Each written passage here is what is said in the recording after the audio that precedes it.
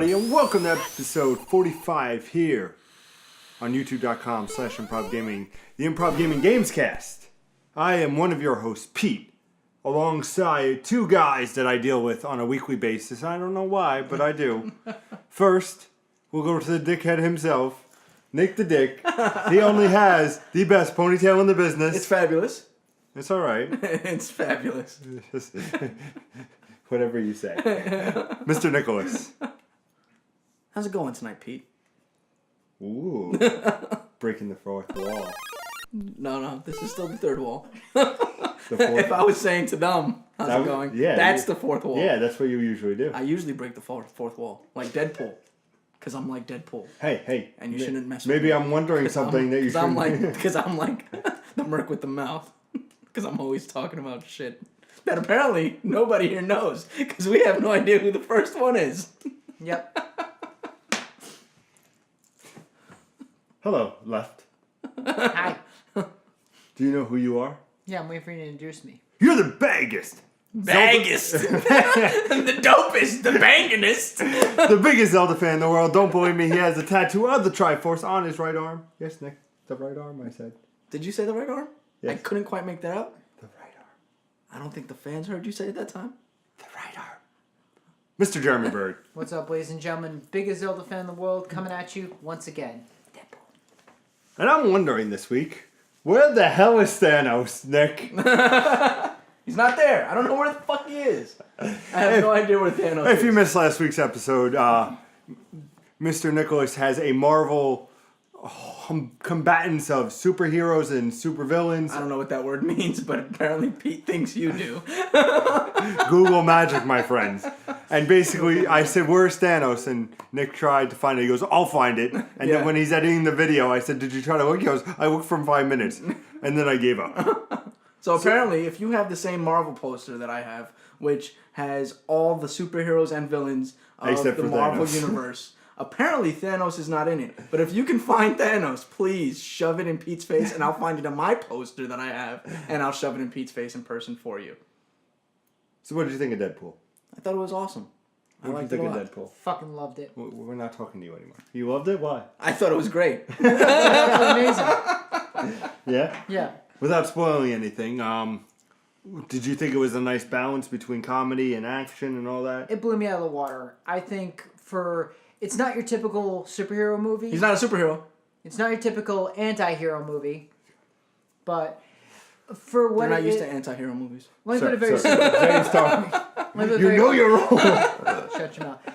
Very simple. If you guys saw Guardians of the Galaxy, this basically takes all that comedy aspect and they just let everything fly. They said everything and more, and I definitely say you should go see it. Let's get it on the top 10 charts of highest grossing movies of all time. What was the highest grossing rated R movie? $300 million in a weekend. That's incredible. The highest grossing superhero movie as well. There you go. What are your thoughts on that? It beat Nick? everybody. I fucking knew it was gonna happen. My only Ladies and gentlemen, boys and girls, children of all ages, welcome to... My only question was if whether or not enough people would go to see a rated R movie, and whether or not enough people would support a rated R movie. And clearly the market has talked. Really? I thought you didn't need it. I thought you didn't need it. The only thing is, I thought you didn't need it. He's like, wait, hold on, I gotta double check. I was checking my Let me notes. just cram that while Nick is talking. The only thing is, they did turn away anyone who was under 18 without a parent or guardian. Which yes. I do give the movie companies props for that. The theaters props. Did you for that. see Ryan Reynolds' penis? Look at that cock on him. It was barely like seen. It was like it dangled in the background. I give the theaters props for that because if I had kids Green Apple. when that movie came out, I would say you're not allowed to go see the movie. Really? I'd be like, yeah, you're not allowed to go see it. Deal with it. When it comes out on DVD, then we'll talk about it. In theaters, you're not getting shit. May I go now? No. Okay. Ladies and gentlemen, boys and girls, children of all ages. No, children 18 or older. Which makes them adults. So ladies and gentlemen, not boys or girls, or children of all ages. So out of 5, you're wrong on 3 counts. I think you need an adult. This is the greatest video games cast in all of Mushroom Kingdom, in all of Albion, and all the past, present, and future locations featured in the Assassin's Creed series. Bitch. We are 3 friends. You're not done yet. What? You're not done You're yet. fucking it up, Pete. We're 3 friends. We are. to talk about video games. Kind of. Very shaky ground. we put up with each other. Only today, it's very shaky ground. Week to week basis. That's how we go. Monday, Wednesday, Friday, we bring you Gamescast. Me on Monday, Mr. Jeremy Bird on Wednesday, and the guy who's first on Fridays. Yes, so I'm last. I guess. I don't know. If you're not first, you're last. Ricky Bobby said that. Ricky Bobby. And actually, Ricky Bobby's dad said that. Ricky Bobby also said in the movie. Yes, but it was because his dad said it. Yes, but he said it. Yes. But We also honor you with Let's Plays on Tuesdays and Thursdays. Expect a Far Cry Primal Let's Play coming up. Yeah. It'll be a far cry from a good Let's We Play. also... I didn't hear that, I'm sorry. I said you button mash on your Let's Plays. You do, actually. You know what? I was learning about Street Fighter. I didn't know what I was doing. I'm much better now, guys. Don't worry. I know how to do the Hadouken. The Hadouken. The easiest game power ever. Dude, the blind lady from Deadpool could do a Hadouken. Hey. She was the star of that show. Yes, she was. We also bring you live streams from time to time. It was a movie. Yeah? Not a show. Sounds good. We also present the biggest news in gaming presented in our One Up News by featured Mr. Jeremy Bird when he's correct. Or Fuck. or myself. When he's interesting. When I'm interesting? Yes. I am always interesting. No. No. If that sounds good to you, and you can see me and Nick go against each other all goddamn day, please subscribe to the YouTube channel here on youtube.com/improvgaming. Share our beautiful faces with all your friends. I had to shave mine. Yeah, you were a bit scruffy. I'm wolfing a bit. Yeah. You're like a teen wolf. Okay, Except I'm in my 30s. Really? Because you look like you're 12. Now on to the show.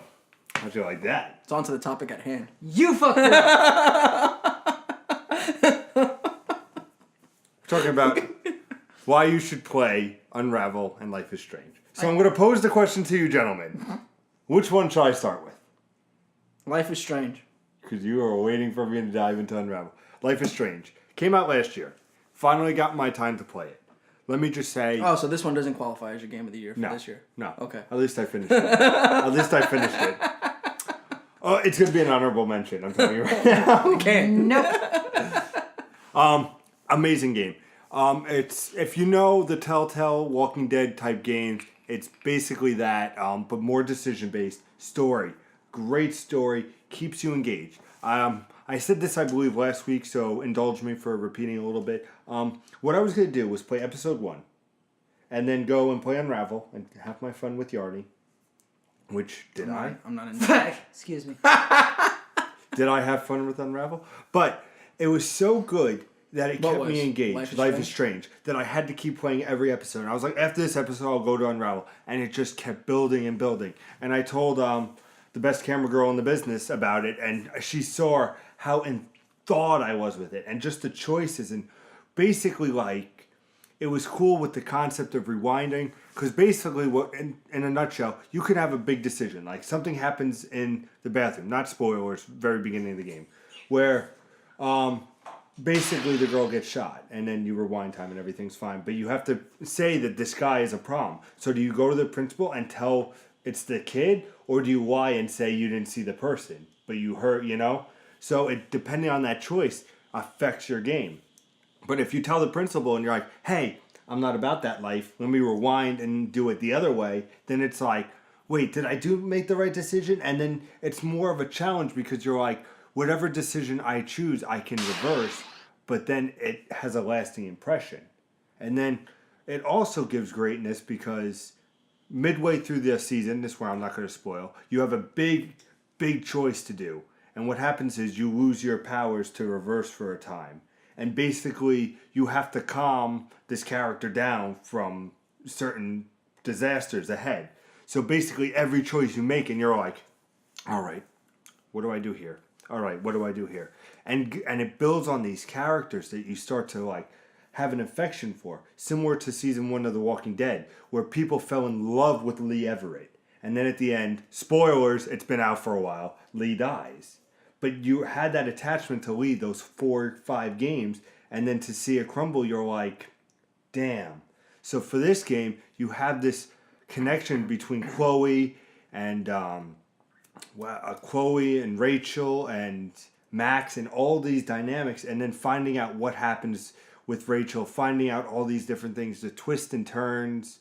I even, after the end of episode 4, which I think is the best episode, I went to YouTube Reacts for like different reactions from YouTubers, and just to see everybody's face was the same as mine. If I recorded it, you could have saw it. Like, it was just such a great story being told. Now, understand this. If you're not into the go collect things, point and click adventure type game, don't play it. If you're into story, which you guys know I am into, it is probably one of the best stories. It was probably going to win best story over Batman Arkham Knight if I played it last year. The story was amazing.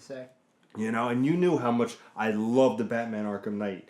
But it was just it was perfect because it was enough where it kept you interested but didn't overstay its boundary for the episode. And then it's cool because it shows, like Walking Dead, all the big choices. It's like, okay, 30 people decide to tell the principal, and then you're the 70 that didn't tell the principal, you know? Then you have, in episode 5, just one choice, one big choice. And it was amazing because the choice, no spoilers, I promise. Big choice in the game, where I was sitting there being like, what the hell do I do here? And I chose, and it was 51 to 90 to 49% worldwide of this choice. Like how people were just like taken because it was just these characters and everything you build towards. You're like, oh my god, and it was just absolutely fantastic. 10 out of 10 for me personally. Definitely check it out. You can get. Oh, and last thing on Life is Strange, and probably the best thing. And I got Spotify. Do you know what Spotify is, Nick? Yeah. You know? Do you know what Spotify is, sir? Yeah, I'm not a fan of it. I got it for the simple fact to get the Life is Strange soundtrack. Because the soundtrack to this game is the best soundtrack I've ever heard in a game, bar none. The soundtrack, there is no mistake with this music. In the beginning, when you get out of class, she puts her headphones on and you hear the first song, and it's just the perfect scene for high school and these big decisions and the music. It's just, I got Spotify just to listen to the music because it was absolutely fantastic. The music sets it so much. I want to get the limited edition just to get the soundtrack because that's the only way you can get the soundtrack. eBay it. Yeah, eBay too. But the soundtrack is one of the best soundtracks I've ever heard. The gameplay, not revolutionary by any standards, but the storytelling just very fantastic. You know, just the engagement, just everything about it just kept you engrossed. And you know that's a good game when you're excited for Unravel like I was, and you guys knew how hyped I was. So for a game to take me and say, oh, Unravel's available right now? I'm on episode 2 though of Life is Strange. I really want to see what's going on. And just to have that and go, oh, episode 2 left on a cliffhanger. Do I want to continue? Yeah, I want to go through this. And I ended up playing it in a 3-day span, and I actually offered it to play to one of the fans of Improv Gaming, and he platinumed it. He fell in love with the game. And we're not even talking about it because we want to do a spoilcast on it, youtube.com/improvgaming, and see how our choices differ, especially with the main ending. And I was like, don't tell me anything because I want to know what you got, because I know yours was completely different because of one situation that happened in the game that I know what happened because he told me before we discussed. Separate our stories, and there's no way we can have the same story now because it's so separated because of this one act, and it's because I did something differently than he did. And it's just to know that and say, I want to go back now and say, what happens if I do this? You know, what happens if I do this? It tears at you because like it has this emotional, like it pulls at your heart where you have this character that you fell in love with, and without going into spoiler territory again, like you do all these things, and then at the end, this character goes, I'm going to die, but can you kill me? I don't want to suffer anymore. And you're asked to kill this person. So then it's like, do you kill her? Or kill this person? Do you not? And it's this. So it's the same ending as The Walking Dead? No, that's not the big end, but it's these choices, and then depending on what you do with that choice, it's like, okay, that affects it. And then it's just And then let me just say, have you ever seen the movie Inception? Yeah. Episode 5 of this game is all about Inception. I swear to God, it's a past within a past within a past. It's just, and what I like in story games, for all story games, is when it walks you through, like you go through like a walkthrough of the events that happened during the game, and this game does it in such a beautiful way, where it was just absolutely fantastic. Definitely check out Life is Strange, $19.99 on the PSN network.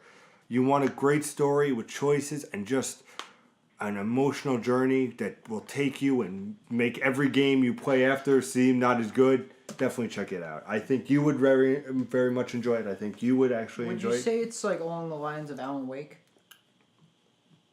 That kind of episodic feel? Yes. Where, like, you remember in Alan Wake, like, at the end of episode 1, where the cops come and he goes, where's the lake house? The lake house. And they're like, well, there hasn't been a lake house here for 20 years, you know? And then Alan Wake's like, what are you talking about? I was just here with my wife, you know? And there's that dynamic where it's like, oh, what happens next? And then it's like previously on Alan Wake. Same thing with Life is Strange. Previously on Life is Strange. And it goes back, even in episode 5, it brings you back stuff from episode 1 where you're like, oh, that's going to make a big difference now in episode 5. And it does. Because all these things come back. I'll check it out. Definitely check it out. It's definitely something where... Doesn't sound strange. No, not at all. And the funny thing is, I was saying to my buddy, he was interested in it. I was like, if you get the limited edition, I said, I will pay you $20 for this art book and the soundtrack. Because I said it was that worth it. And like, it's absolutely fantastic. Nice. That being said, we move on to Unravel, the second part of this. God damn it. Let me tell you something about Unravel. I hated it. Told you. What? Yeah, I know. I knew he was going to hate it. Sorry. Until... Fuck. It's a terrible game. Now, let me explain what happened with Unravel. I went into Unravel hoping for the best. You guys know I was very excited. And I played the first level. It's terrible. And I was like, all right. And you could check out the Let's Play, youtube.com/Improv Gaming, where I'm just like, I'm mixed feeling. And even I said in the Let's Play, I'm like, I'm mixed feeling. I said, I don't have a verdict on this yet. Hopefully, things turn around. And then I played the second level. There's 12 levels in total. And I was like, all right, now this is really not what I've been expecting. I was very disappointed. I was like, the mechanics and the platforming was very frustrating with the puzzles. I was not very happy. But something happens, and all of the reviews and everything I was watching, I started to pay more attention to, and they were all saying, you have to give Unravel a couple of levels. Once you get to level 4 or 5, the game really shines. That's a third of the game. Too late. But I understand where you're coming from, don't get me wrong. So when I got into level 4 and 5, then it started to be like, okay, I like what they did here. Oh, that's very creative. Oh, like, I like where, okay, you have to hide behind these objects so you don't get eaten by a bird. I like how you did. I like how in the later levels you had to make a snowball, you know? I like how you needed the string to hold on when wind blows. These little touches where it's like, okay, because you can't argue this. The game is beautiful. The visual thing of this game is beautiful. The backdrops are great. Good, though. You want gameplay, yes. And like I said, I never went back to level 1 or 2, but after getting past those couple levels and me hating this, going, I'm frustrated, I'm not liking this game, this is not what I expected, you know, and getting in and then going, all right, now it's starting to hit me, you know, now, okay, this makes sense. Oh, cool how they did this. And it started to click. It's like for me, it's a game where they put, I think, a lot of challenging things at first and not ease you into the difficulty. And then finally, when you start to get the hang of it after trial and error, then it started to open up where it's like, okay, I see what they're doing here. Ooh, I gotta do a bridge of yarn to bring up this ball. I'm not saying I hated the game, but you said you hated it. Well, he said he hated it until it got more complicated and they actually started giving you something that you wanted. I'm sorry. I know you're not a fan. I understand that. To each his own. I'm saying this to people. As much as I gave it an 8.5, very lenient at the end, I think. An 8.5? Yes. Now you have to understand. Jesus Christ. The reviews, especially for Metacritic, are around an 82 last time I checked. 82, 83. This game either people have loved and given 9s and 10s to, or people have hated and given 6s and 7s to. It's either you love it or hate it. 6 and 7 is hate? Well, for the this is the round, where it's not as beloved to certain people. Like I said, I've enjoyed it to an extent. But if you're looking at a great platformer, this might not be where you want to go. If you want, I would say the perfect time to get this is when it's on sale. Honestly, you have a PSN flash sale, goes on sale, definitely check it out. So, would you say Woolly World is better? You know why? Because it's the same fucking game. That's why. I would say Woolly World's better. Woolly World, not Woolly World. You're not walking around and seeing dicks, bro. With it. I would say the Yoshi game is better in, entertainment and being like, oh, that's creative. I can't believe he just said that. I cannot believe you just agreed with me in that statement. But I'm saying that it's all entertainment. So if Woolly World is better in entertainment, then it's better. Yeah, I'm not.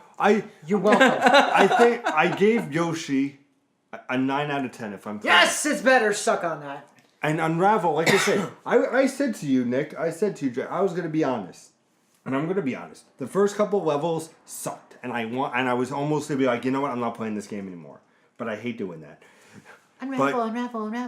Yeah, but once it opens up, it's an experience that, you know what, in the end, I'm glad I went through. Nah. Is it something where you should buy full price right now? No. The way Pete was talking about it, I was like, unless it blows me away, there's nothing that I want to do with Unravel. Yeah, but that's to each his own, But if there's a flash sale, which I think there will be for this game, and it's like $5 to $10, absolutely pick it up. It will be free on your PlayStation Network within the next couple of months. You really think so? Yes. Then I'll get it. Yes. And absolutely. will you play it then? No. You'll just have it in your I'll archives play it, and forever? I'll this game sucks. I'm not playing it. And there's a lot of free games that I've selected as part of my archive that I just never looked at and never played. Same here. Did you vote for the new PlayStation No. game? Did you even check them out? I was playing Street Fighter. Yeah, we all were. Hey. Did you jaywalk into spoilers for Wednesday's episode? I wasn't. I'm just saying I was playing Street Fighter versus trying to vote for a fucking game. Like I said, the thing that upsetted me most about Unravel, and which is bad for a lot of games I play, is I didn't expect Life is Strange to hit me as much as it did. Similar example to Until Dawn. I remember months ago when I'm like, oh, Until Dawn's a throwaway game. I'm just going to play it and be done. And Until Dawn fucking 180'd me, and I was like, this is a great goddamn game. You should play it. Similar thing to Life is Strange. I was so hyped up on Life is Strange and going, oh, I want to just watch the spoilers talks on this, and I want to try this, and what happens if I did this? I was so into Life is Strange. Playing Unravel, I was like, all right, this is back to what I'm used to. All right, Welcome to Triforce Heroes. Thought it was going to be a good game, and it wasn't. But I'm saying, to be fair, I think Unravel's a good game. Is it great or amazing? No. Is it bad? No. It's a good game where if it's a flash sale, pick it up. At full price, and you're not really into platformers or cute yarny figures, like Nick is. Play Yoshi's Woolly World. Play Yoshi's World. See, I'm into platformers. I just knew that Unravel wasn't going to be anything special. How special was Firewatch, I wonder? We'll find out on Friday. But Wednesday, we got to do a little bit of fighting. Street fighting, as it may. Jay walked into that. Thank you guys for watching my reaction or my WYSP why you should play or not play Unravel and Life is Strange. So if you ever heard of anything, they're both $19.99 on the PSN. Definitely play Life is Strange if you like a story game. Wait for Unravel to pretty much go on sale, or according to Nick, wait till it's free on PlayStation. It's going to be free on PlayStation. I don't think so. They're not going to get the sales. I think it's going to be. No, they're going to strike a deal with PlayStation Network, and they're going to get paid instead of waiting. I don't think it's going to be in the next couple. I could see 6 months. Can you agree 6 months? I can agree 6 months. 6 months. I can agree. I see it 6 months. Agree. Lawyer, 6 months. Let's do this. 6 months, but check out the trailer and see if it actually appeals to you.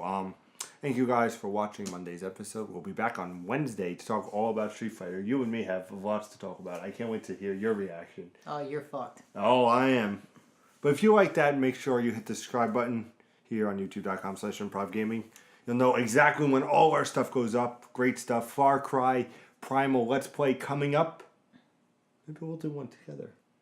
I doubt it. We'll doubt it. Nick doesn't do anything. He just has a fabulous ponytail that's all right half the time.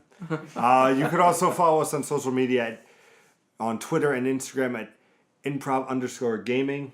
Like us on Facebook at Improv Gaming, space between the two words. Pete likes it when you say that. Yeah, he does. You can also follow us at Twitter, personally, at ProfCot, Improv Pete, and Jimmy Poison 450. It's alright. I put it on the videos every single week. Yeah, but you just you click and drag. That's it. Also follow us on Twitch at IPGJBird and Improv Cap. I don't say Improv Cot because there's never any action on Improv Cot. Never. Never. I'm too busy making the videos for these fools. Damn right. And don't they just... Oh, you really showed us on that one. Aren't they sexy videos? Make sure, like I said, stay tuned for Wednesday, all about Street Fighter V. Until next time, game on.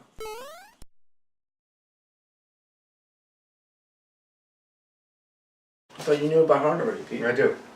Then why do you need the sheet? For you guys. Oh, okay. Bullshit. The one selfless act Pete ever done.